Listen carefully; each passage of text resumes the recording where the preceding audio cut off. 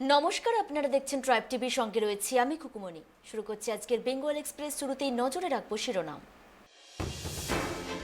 ফের এক লাফে 50 টাকা বাড়ল গ্যাসের দাম।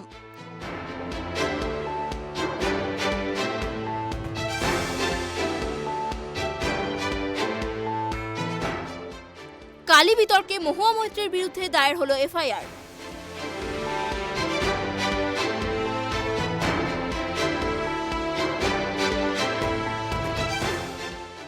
জিটিএ নির্বাচনে জয়লাভের পর মুখ্যমন্ত্রীর সঙ্গে বৈঠকে বসলেন অনিত থাপা।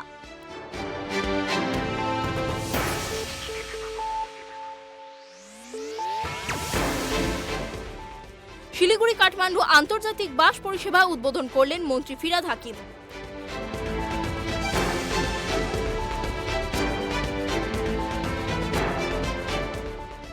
শ্যামাপ্রসাদের জন্মদিনে ফের রাজ্যের গণতন্ত্র নিয়ে সরব রাজ্যপাল।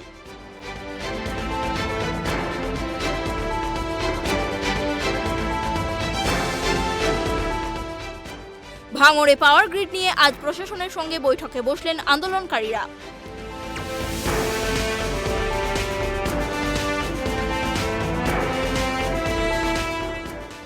মামলায় হাজিরার জন্য নুপুর শর্মাকে আর সময় দিতে রাজি নয় কলকাতা পুলিশ।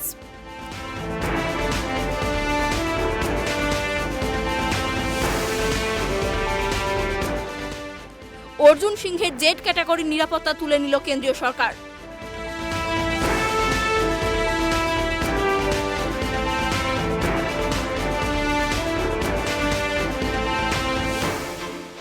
শ্যামাপ্রসাদের জন্মদিনে বিধানসভায় বিজেপি বিধায়কদের বিরুদ্ধে গড় হাজিরার অভিযোগ অধ্যক্ষর।